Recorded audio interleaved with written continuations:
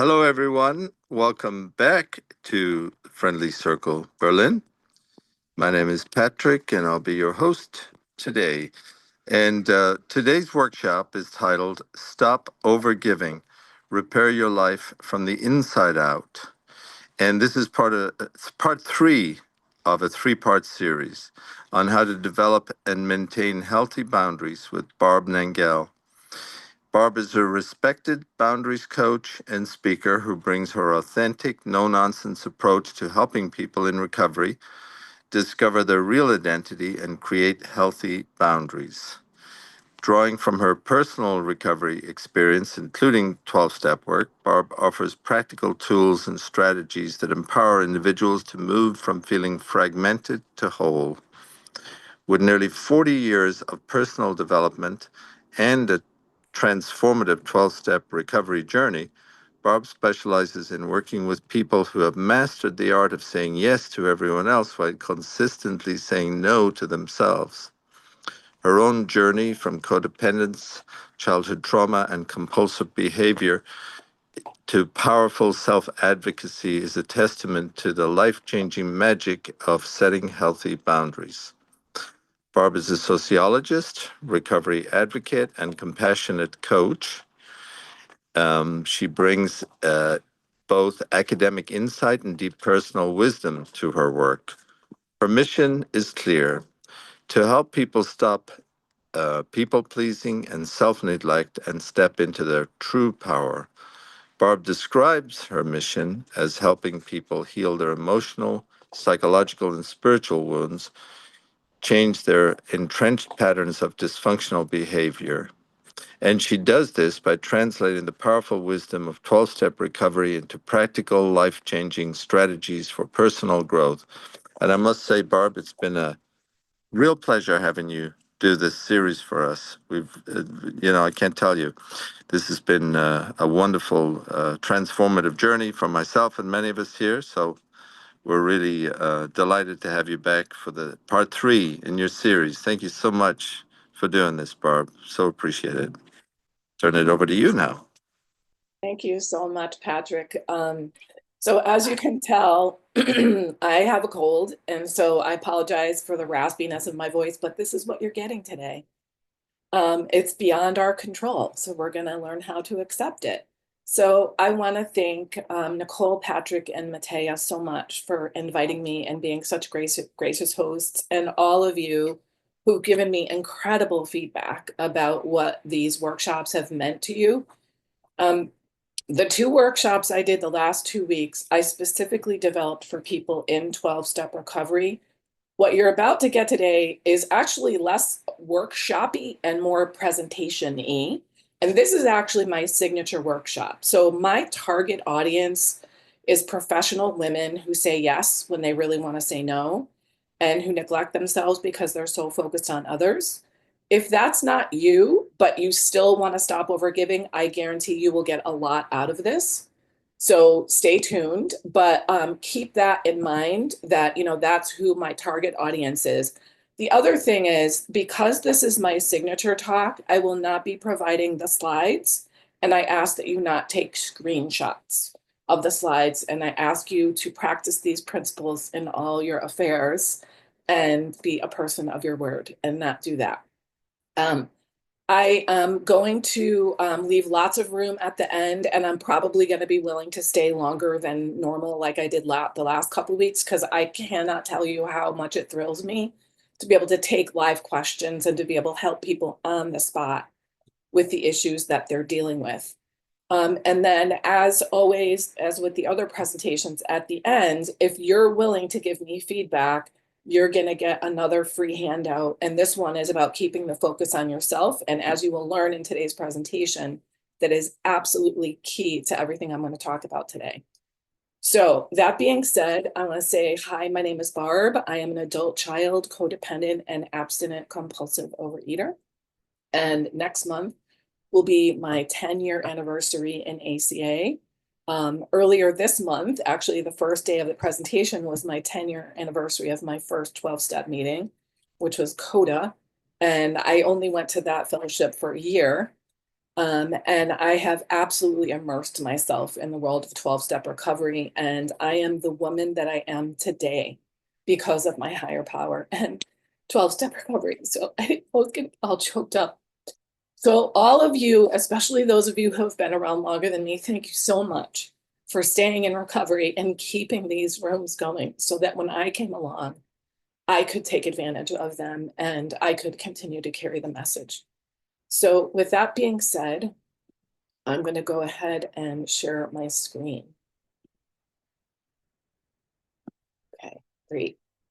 All right, so this is called Stop Overgiving, Repair Your Life from the Inside Out. And if you didn't know it, this is my third weekly series about boundaries for Friendly Circle Berlin.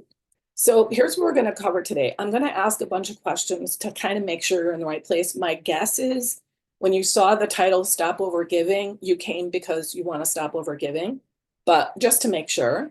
Then I'm going to tell you a little bit about me. I've shared some of my story by way of the stuff that I shared in the last couple of weeks, but tell you a little bit more about especially my professional development. I'm going to share some unhealthy patterns for overgivers.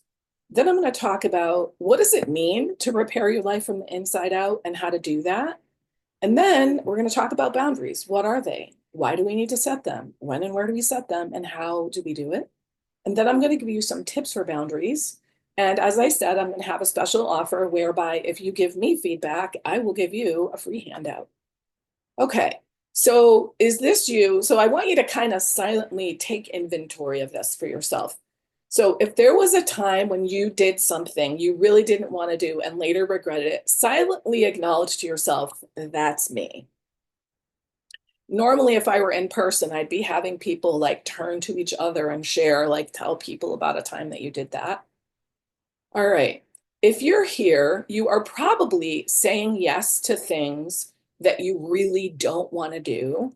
You're probably falling apart on the inside. Meanwhile, you look like you have it together on the outside, probably because you're saying yes to things all the time and you have too much on your plate. You're probably overcommitted and maybe your calendar looks like this. And that, again, is because you're constantly saying yes to things. You're potentially obsessed with other people and what they're thinking and saying and doing, or maybe what they're not doing, and especially what they're thinking and saying about you. You're probably doing a lot of pretending. So you pretend things are okay with you when they're not okay with you. You pretend that you like things that you don't. When people are like, how are you? You say, I'm fine when you're dying inside. So if you have any of these attributes, say that number 1 through 5. If one of them is true of you, say 1. If all 5, say that number out loud to yourself, just to acknowledge, like, this is me. Okay, and you probably long to have time for leisure and rest and hobbies and hanging out with friends. You probably wish that you didn't care so much what other people think. You wish that you had a nice, calm confidence when saying no to people. You probably like to easily say things like, that doesn't really work for me, without feeling like you're going to die inside. You probably would like to stop doing things you don't really enjoy. And you'd probably like to accept help, never mind ask for it, but just accept it too. And you probably wish for a sense of belonging. When you're constantly overgiving, you're probably always wondering, do I actually belong here? Or am I just here because I give so much? If I stopped giving so much, would I still be as welcome? And so if you don't know that, you never really feel that sense of belonging that you probably long for. So if all that is you, what that means is you're probably afraid to be seen as weak, which is one reason why I know I didn't want to ask for help. You don't want to be seen as cold and bitchy. You don't want to be seen as unhelpful.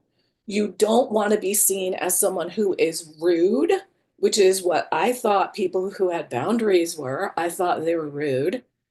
You probably want to be seen as helpful and kind and supportive and reliable and dependable. And what that means is you probably don't ask for help. You probably don't come out directly and say to other people what you really think or what you mean. You probably beat around the bush instead of that. And you probably don't take good care of yourself. So now I'm going to tell you a little bit about me so you can come to understand why I do what I do. So I have a master's degree in sociology. And when I got out of graduate school, my main mission was to level the playing field. What I learned as a sociologist is how the structures of society at the macro level create all these systems of inequality. But what I also learned is that at the individual level is where you can weaken and disrupt those structures. And so for the longest time, my mission was level the playing field. That mission hasn't gone away entirely, but it's been pushed to the side since I got into 12-step recovery. When I got into recovery, which was in 2015, I was working full time at Yale University. You may have heard of it. And I was a program coordinator for urban education, prevention, and policy research programs. So I was running programs in up to 25 urban schools at a time. And I got into 12-step recovery. And for the first 2.5 years I was in recovery, I was still working at Yale. And I was actually kind of astonished at the ripple effect of learning how to build healthy boundaries in recovery and what it had on my team. I'll talk about that in a minute. The real turning point for me was when I hit a codependent bottom in the spring of 2015. And it happened because I invited a homeless friend that I met through church to stay at my home during a snowstorm. And I talked a little bit about this in the last couple weeks, but he ended up being like an angel that helped me hit my codependent bottom and landed into 12-step recovery. Now, meantime, I had been in therapy since I was 15. I've read a gajillion self-help books. I have done workshops and seminars and retreats and spiritual groups and support groups, like you name it. And I think of all that work having scratched the surface of the iceberg of my life, and recovery melted the iceberg of my life. So it was a real turning point for me in terms of my personal development. Now, I learned so many things in 12-step recovery, but two important things I want to emphasize right now that have to do with the topic of overgiving. One is that I realized there's this continuum of helpfulness, whereby on one end, we've got kindly, helpful, functional, healthy, helping behavior. And on the other end, we've got dysfunctional, rescuing, fixing, enabling, um, unhealthy behavior. So after a little while in recovery, I feel like I can see the difference between the two ends, but I got confused in the middle. Like, where do you cross the line from just being helpful to being rescuing? So I asked somebody in recovery, and she said, Barb, it really depends. Why are you doing it? Are you being helpful because you truly want to be helpful? Or are you being helpful because you want them to like you? And I was like, I'm totally doing it to be helpful. But that question just sort of percolated in my brain. And I was like, oh my goodness. I mean, of course, I want to be helpful, but I didn't understand until I'd been asked that question how motivated I was by other people's approval. And then that leads me to the second thing. Once I got a handle on having healthy boundaries, and people would ask me, Barb, like, what, you had like 50 something years of no boundaries, and now you have such healthy boundaries that you coach people. What happened? And I think for me, the core element, the thing that caused me to have the big turnaround was that I came to care more what I think of me than what other people think of me. Now, this doesn't mean that I don't care at all what other people think of me. Of course I do. What it means is that I care more about being an honest woman of integrity than getting your approval. So I used to be willing to throw my integrity out the window and lie and say things were okay with me when they were not, and agree to things that I knew were wrong because I was a people pleaser. And I used to manipulate people. That's what people pleasing is. I was trying to get people to approve of me. And when I learned that, I was like, oh my God, I'm a liar and a manipulator. Well, here's the thing. Even if it's that's you, you're not a bad person. These are patterns we learned from somewhere. They saved our lives. We know that because we made it out of childhood. They're just not working for us anymore. So I'm no longer willing to throw my integrity out the window. I care more about being an honest woman of integrity than getting other people's approval. Now, it is fine to seek other people's approval, but only if you have your own approval first. So if you're going to feel really good about something and you're trying to get someone's approval, go ahead and do it. But if you are going to feel horrible and like you've compromised your integrity just to get someone's approval, please don't do it, because there's no price for your integrity. So those are two things that I really wanted to highlight.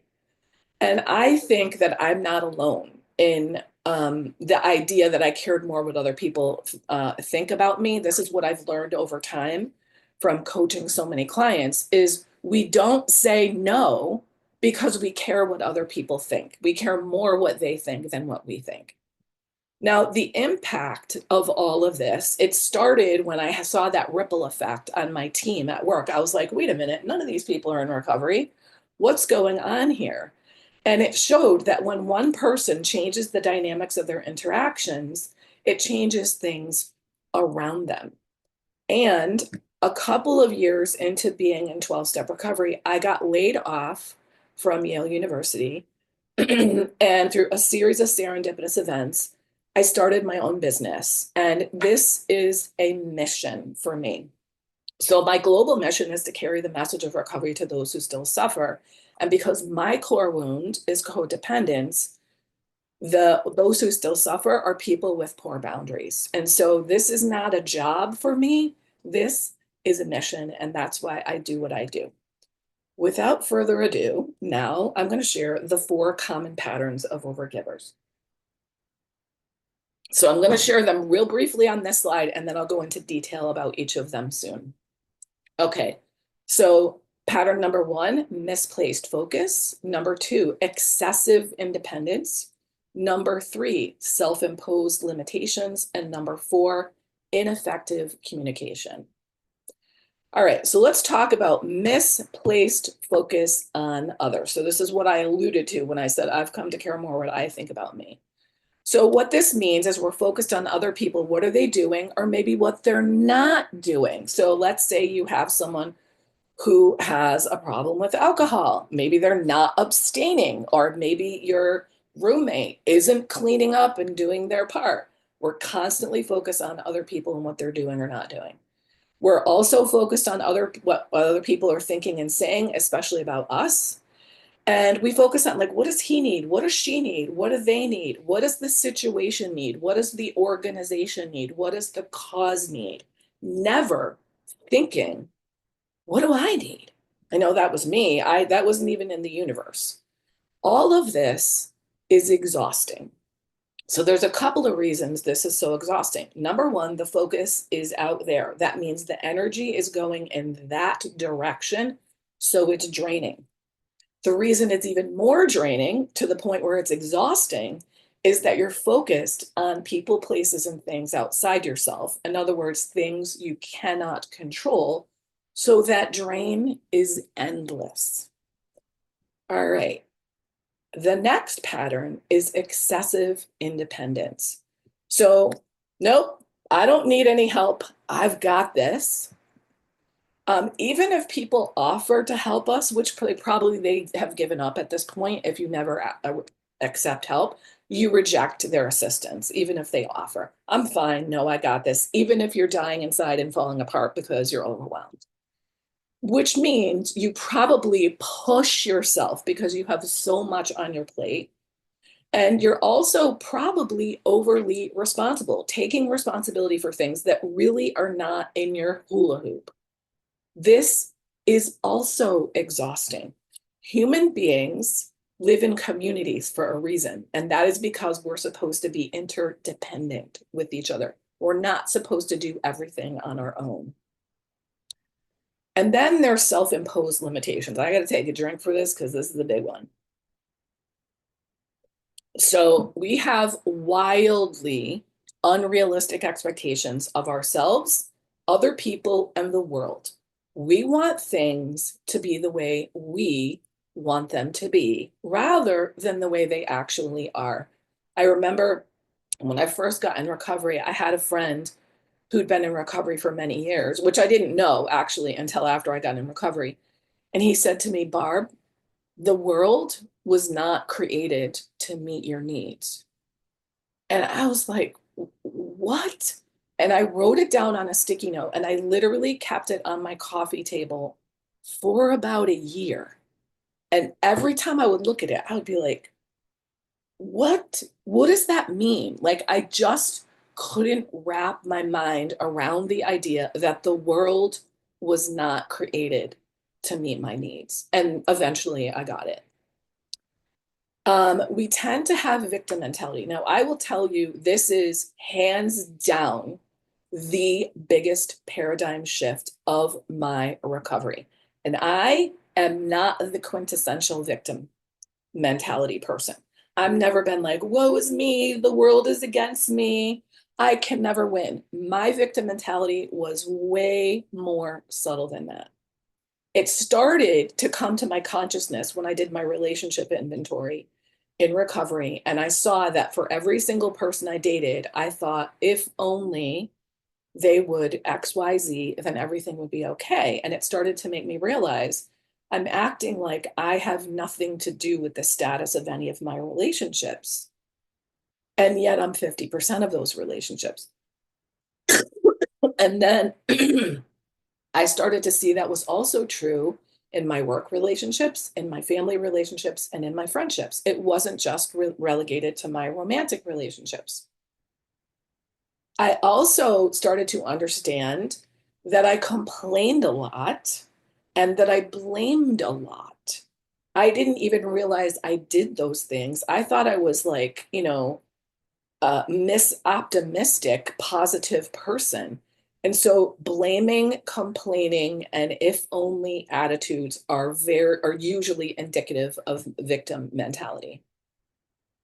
We engage in lots of black and white thinking, the most notable of which is either I'm perfect or I am crap, and there's no room in between.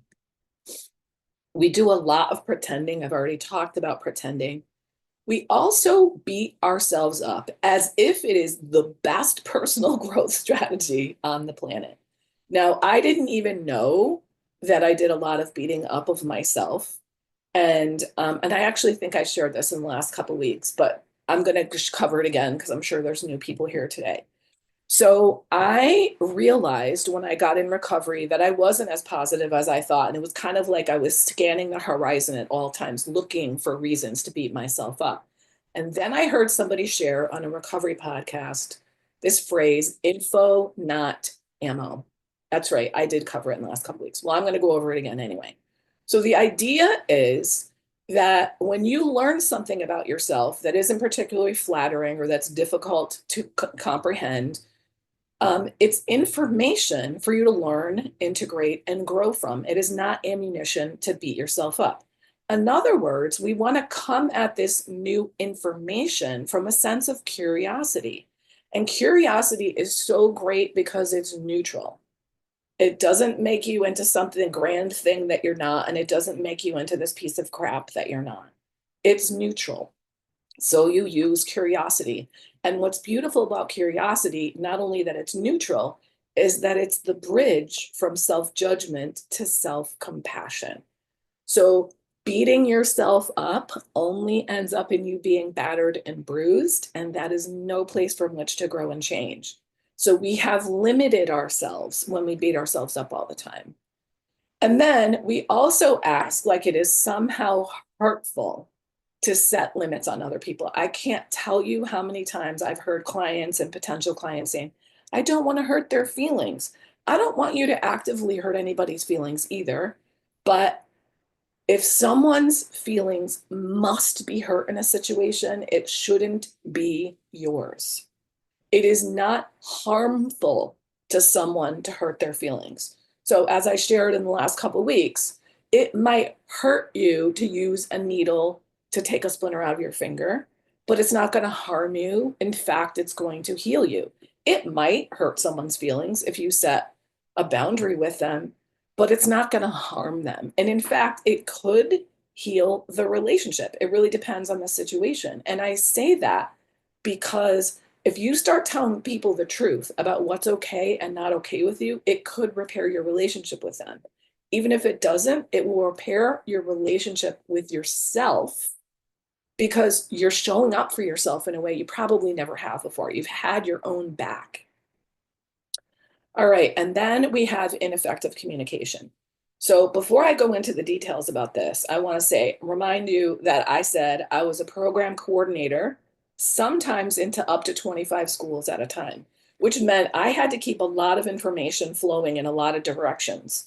So I was like, I'm an amazing communicator. Well, that might be so on the organizational level, but interpersonally, nope. Because every one of the things I'm going to point out to you right now, this was me in spades. So I engaged in indirect communication. So I didn't come right out and say exactly what I wanted. I said it like in these sideways ways, hoping that you would get the point, like figure it out. I expected people should know things. Here's the thing. If people should know things, they would know them. I was talking to a woman at church. She said, I've been married to my husband for 40 years. He should know this. And I said, well, apparently he doesn't. So you come right out and tell people. Stop assuming that people are doing things personally to piss you off. People think differently. People retain different information. If somebody should know something and they don't appear to know it, then you come right out and tell them. When I did the steps the first time, the women that I did the steps with, we all realized, oh my God, the reason that we want people to read our minds is because we think that's how it works. So for those of you who are familiar with ACA, we talk about the 3 dysfunctional family rules: don't talk, don't trust, don't feel. Well, with the don't talk rule in place, you've got to do mind reading. You've got to try to figure it out. And we were like, oh, we've thought that we're supposed to read people's minds and people should read our minds because we think that's how it works. Never mind that we've been wrong about trying to read people's minds. So we've got to stop trying to read other people's minds, and we've got to stop expecting people to read our minds. If you don't get what somebody meant, then you ask them things like, what did that mean? Can you clarify? And if you're expecting someone to read your mind, remember, like, unless they're an actual psychic, they can't read your mind. Oops. Murky communication. So this is where you do things like you beat around the bush, you imply things, you don't come right out and say things. And then triangulation. This is where, rather than if I have a problem with Patrick, I don't go to Patrick, I go to Nicole and I'm like, Nicole, can you believe what Patrick did? So I've triangulated and I've pulled someone else in to the situation that isn't involved in the situation. And I'm much less likely to actually get some kind of real communication going on. This is also exhausting. If I had a problem with Patrick and I went directly to Patrick and said, hey, Patrick, I don't know if you realize, blah, blah, blah, blah, blah, blah. And then Patrick and I talked, it's done, right? But instead, when I'm doing all this stuff, there's all this energy flying all over the place. Nobody gets things resolved. It's exhausting. Okay, so if you don't change these patterns, you end up staying focused on things you cannot control. You neglect to focus on what you can control, that is you. You'll continue to neglect yourself, and have unbalanced relationships where you're constantly overgiving. And when you're constantly overgiving, you have people who are overtaking because that's who they're attracted to. You will be endlessly drained of energy and likely filled with resentment. And I want to say a little something about resentment. When I got into recovery, I didn't know much about feelings. I'm still working on feelings, like I'm sure I'm going to be doing it for the rest of my life. What I thought when I got resentful of people who, quote, took advantage of me or kept asking me to do stuff was I felt like it was about them and that I was justified in being resentful against them. Now that I understand feelings, I understand resentment was an indicator from me to me, which is, Barb, this is too much. That's what it's an indicator of. But I was so unaware of that. I thought it was like, they're a jerk and I'm justified in this feeling. Now I understand if I'm feeling resentful, very good indicator, might be time to set a boundary. Okay, now there's one skill that can help dismantle these patterns. I'm sure you're going to be shocked. Yep, it's boundaries. Okay, so when you are building boundaries, you absolutely have to focus on yourself. They're about you and for you. So, this is what I mean by repairing your life from the inside out. You're going to do the work in here, internally, by focusing on yourself. So, here are some ways for you to focus on yourself. So, one is to ask yourself, what about me? Like, what do I want or what do I need here in the situation? I never ask that. And I'll tell you something. When you start asking yourself, what about me? What do I want? What do I need? You're not going to know because you've never asked before. And that's okay. Keep doing it. Okay. And then once you start to figure out some things you want or need, you're probably not going to give it to yourself in the beginning. That's okay. Keep asking, and then eventually you will. This is a process. Learning how to build healthy boundaries is a process, and it's experimental.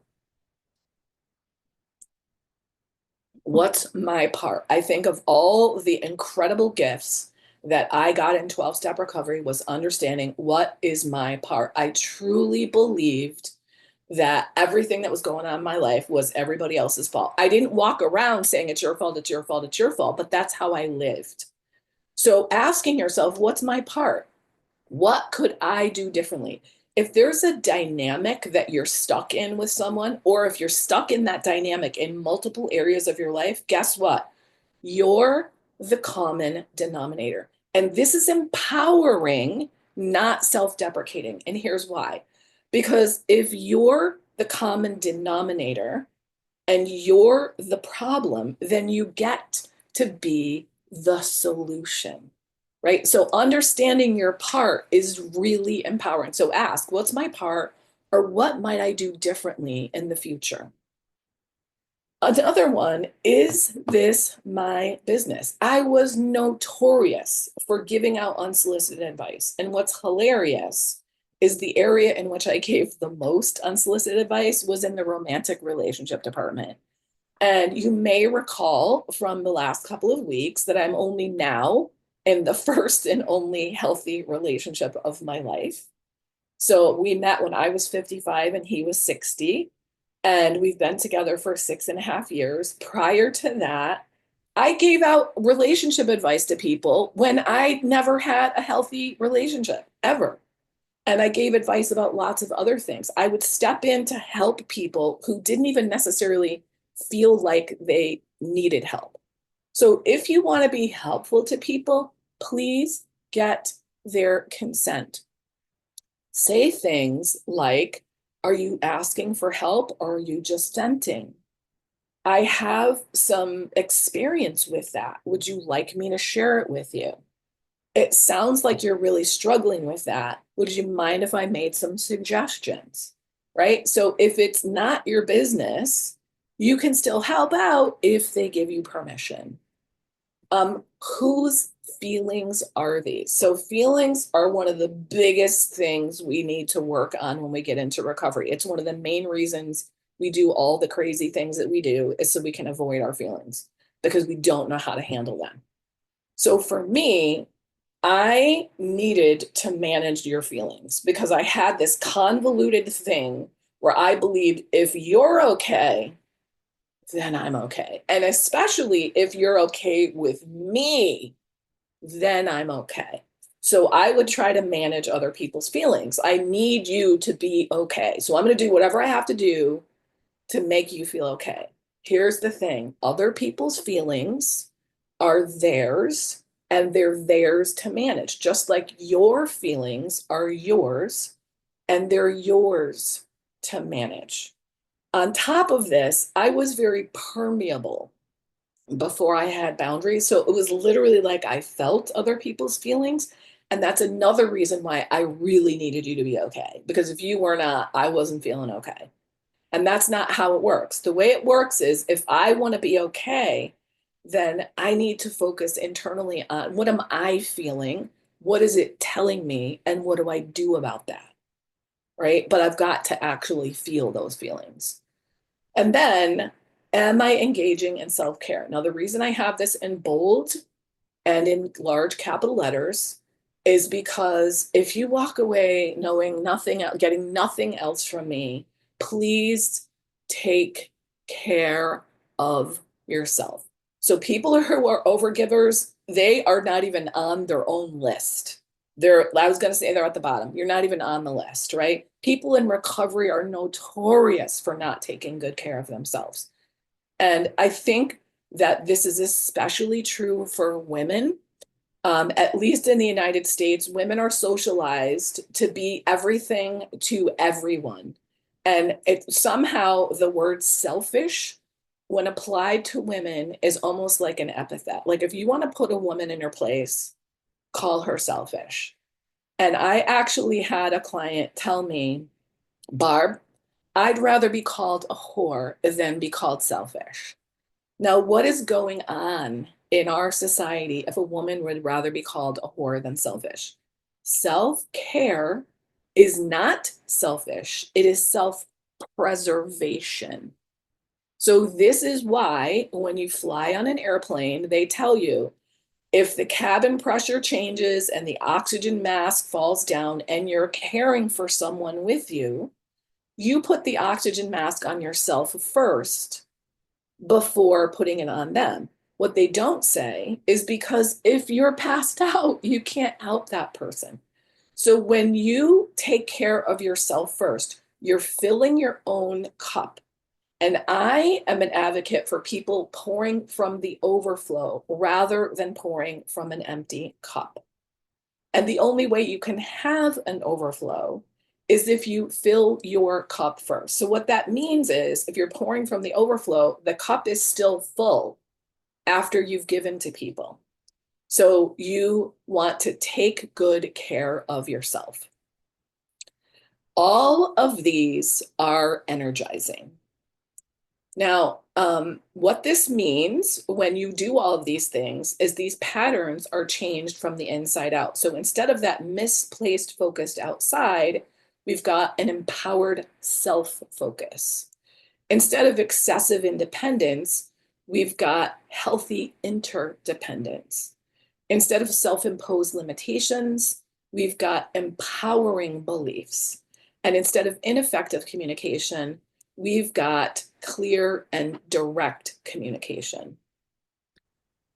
So when we change these patterns from the inside out, we feel like we have way more control over our lives. And that's because we actually do, because we're focusing on what we can control ourselves. We have much more balanced relationships. Instead of always giving, giving, giving, giving, we start having more balanced relationships because when we stop over giving, the overtakers fade away and they find other people who are overgivers. And we start learning to ask for and receive help from people. We end up being in relationships where there's give and take. We give in a way that is sustainable, not in a way that drains the lifeblood out of us. So before recovery, I thought of myself as a volunteeraholic. I have volunteered for 15 different nonprofit organizations over the years. And I actually give more service now in terms of hours per week to my community than I ever did when I was a volunteeraholic. But I do it by choice and not compulsion or some obligation. I do it strategically rather than at the drop of a hat. So I make decisions ahead of time about when and where I will give. And I do it after filling my cup first. We learn to use curiosity instead of self-deprecation. We stop beating the crap out of ourselves. I really don't do this anymore. My main like critical stuff that goes on in my head is worry about the future. I don't like drag myself over the coals anymore. And we get our needs met. So some of that is from actually letting go of our expectations of others and meeting our own needs. And some of that is from just keeping the focus on ourselves and living our own lives. And some of it is learning how to ask for and receive help from other people. And then we have lots of increased energy. When you have healthy boundaries, like I was astonished at how much more energy I had available to me. I think a lot of it has to do with the fact that I'm now living one life, mine. I'm not like in all these other people's lives. But with all three of those four patterns I showed you were just endless drains of energy. And when those drains stop, you get to hold on to some of the energy. And then when you stop over giving to other people, you start giving to yourself. You start taking good care of yourself. You do more things that fuel you and less things that drain you. All right, now it's time to learn about boundaries. So, what are they? I think of boundaries as standards you have for your life. So, they're limits you have for yourself and limits for other people to help you maintain those standards. So, for example, health is really important to me. I had years of substance use and alcohol abuse and compulsive overeating and putting myself in toxic relationships and toxic situations. So I don't want to just be healthy going forward. I'd kind of like to make up for lost time. I mean, for, all the damage I did in the past. And I want to live to at least 104. So I really care about my health. So a limit, just a very basic limit I have for myself to uphold my standard of health is I don't go to bed after 11 o'clock at night. I no longer stay up all night watching something on TV or reading a book. I just don't. It's not good for my health because sleep is a foundation of health. A limit I have for other people, I don't allow people to smoke in my house. This is a healthy household. There will be no smoking here. Why do boundaries matter? Boundaries are about identity and belonging. So if you don't know what you like, want, need, or prefer, if you don't know what's okay with you and not okay with you, if you don't know where you end and other people begin, you don't know who you are. So in the ACA program, we talk about promise number one, we will discover our real identity. For me personally, I discovered slash created my real identity by building healthy boundaries. I figured out what's okay and not okay with me. Where do I end and other people begin? And if you don't know who you are, you don't know where you belong. I used to be like, oh, I'm a chameleon. I belong everywhere. No, you don't. If you belong everywhere, you don't belong anywhere. So if you don't know who you are, you don't really know where you belong. So this is about core issues of identity and belonging. They define what's my responsibility and what's not. I know, at least in the United States, we sometimes talk about what's in my hula hoop, what's in the circle that's directly surrounding me. And everything outside of that is not my responsibility.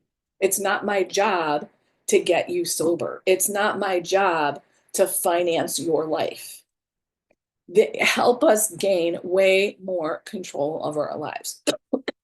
So, what boundaries? I think of the Serenity Prayer as being all about boundaries. Like, what the wisdom to know the difference is where's the boundary? What's inside the boundary is mine. And I might need courage to change that. And what's outside the boundary is not mine to control. And I might need some acceptance to be able to deal with it. And I might need a higher power for all of that. All right. And then when and where do we set them? So I remember people saying to me, okay, Barb, now that you have boundaries, like, how did you know what your boundaries were. And I thought about it and I was like, if I learned what my boundaries were based on what was important to me, what mattered to me. So it's in places and times that matter to you. You know your limits by what's important to you. So the way that I work with my coaching clients is I take them through this exercise to determine their top 5 values. And then they use those values as guideposts or almost like guardrails for when and where to set boundaries. So if health is important to you, you're going to have certain boundaries in place to uphold, support, and promote your health. So I have financial boundaries in place to support my health. So I pay for things like yoga, massage, cranial sacral massage, acupuncture, therapy. I buy literature from 12-step recovery. I also have time boundaries for my health. So I dedicate my time to doing those things. I also mostly cook my own food. So I dedicate time to preparing my food. So if you have something that's important to you, you're going to put boundaries in place to support, promote, and uphold those things. And because they are what matters to us, because they're the core element of what we care about, we typically decide them ahead of time. So we don't have to be wishy-washy. I'm not really sure what to do here because you know what matters to you. So, how do you set and uphold boundaries? So, people might be saying, okay, I get it. Now I'm starting to understand what boundaries are. How do I set them and how do I uphold them? Because many people say, oh, I'm okay with setting boundaries. It's just that when people push back, I cave. And that was me too. But here's how you do it. So, first, you have to determine, like, what are your limits? So, I don't allow smoking in my house. And then, like, what are the consequences going to be? If you have a boundary, or if you set a boundary with someone and they don't honor it and you do nothing, it wasn't really a boundary because you didn't do anything about it. Doing something about it is called the consequence. Now, sometimes the consequence is you just repeat yourself. And I also want to say there's a whole host of reasons that people might not honor your boundaries. So it could be they don't believe you because you never had them before. It could be that um, they have horrible boundaries themselves, so it's even more important for you to have boundaries. It could be that they forgot because you never had boundaries before, right? So sometimes you're just going to repeat yourself, but you need to have some kind of consequence. So, for example, if someone smokes in my house, I'm going to ask them to leave. And then you have to actually follow through on the consequence. Again, if you set a boundary with someone and they don't honor it and you do nothing, it's just a hope or a wish that you have. Like, oh, I wish they would listen to me. That's not a boundary. Okay. So you've got to actually follow through on the consequence. So if someone violated your no smoking boundary, what could you do? Well, you would want to go and talk directly to the person. You don't want to go to the people around them and be like, oh my God, I can't believe that she's smoking in my house. Can you believe that? I told everybody no smoking. So you talk directly to the person and you be direct and you say something like you're going to have to put that out or you need to leave or some other such thing. And the other thing is you want to focus on the behavior, not the person. You're not going to attack their character. You're going to talk about their behavior. I've asked you not to smoke. You're going to need to leave. You're not going to say, you blah, blah, blah, blah, blah person. You're going to say the smoking has to stop. All right, so now I've got a bunch of boundary setting tips. So I want you to do the things on the left and not the things on the right. So be prompt.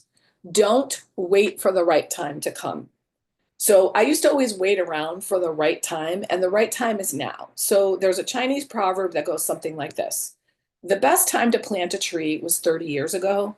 The next best time is today.